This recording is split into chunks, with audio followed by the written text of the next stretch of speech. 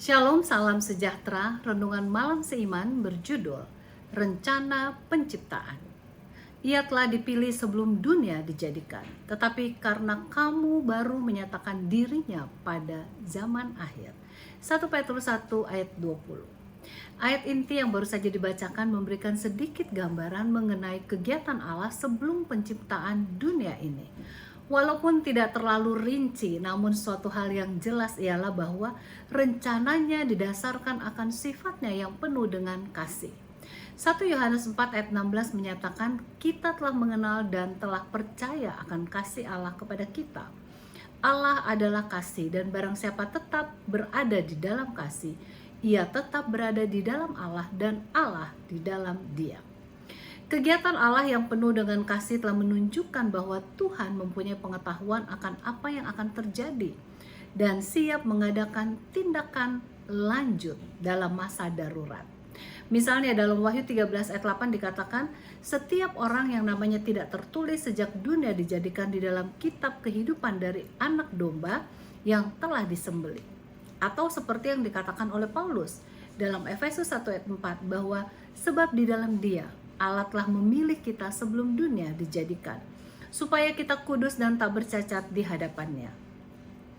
Semuanya ini menunjukkan indikasi yang sangat jelas bahwa Tuhan telah menyediakan rencana keselamatan manusia bila manusia jatuh dalam dosa.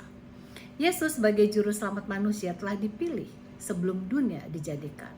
Tetapi karena kamu baru menyatakan dirinya pada zaman akhir. Sebagaimana yang tertulis dalam ayat inti yang kita baca di atas.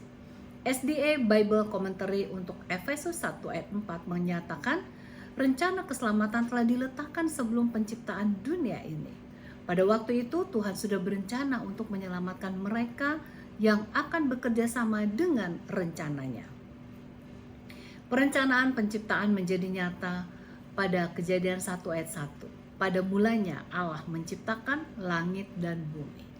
Rasul Yohanes menyebutkan lebih lanjut dalam Yohanes 1 ayat 1 sampai 3 bahwa pada mulanya adalah firman.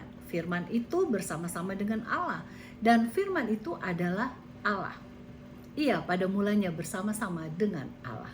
Segala sesuatu dijadikan oleh Dia dan tanpa Dia tidak ada sesuatu pun yang telah jadi dari segala yang telah dijadikan. Kita melihat kebesaran kuasa Allah pencipta langit dan bumi. Demikian juga kebesaran kasih-Nya, sebab segala sesuatu yang dibuatnya adalah disebabkan oleh kasih-Nya. Bahkan Ia telah merencanakan jalan keluar bila manusia yang diciptakannya itu akan jatuh. Sungguh, suatu kasih yang luar biasa. Bukankah sepatutnya kita menyadari betapa kecilnya kita dan dengan penuh kerendahan hati mau menyambut kasih-Nya yang mulia itu? Sungguh agung rencana-Mu ya Allah. Terpujilah namamu. Tuhan Yesus memberkati.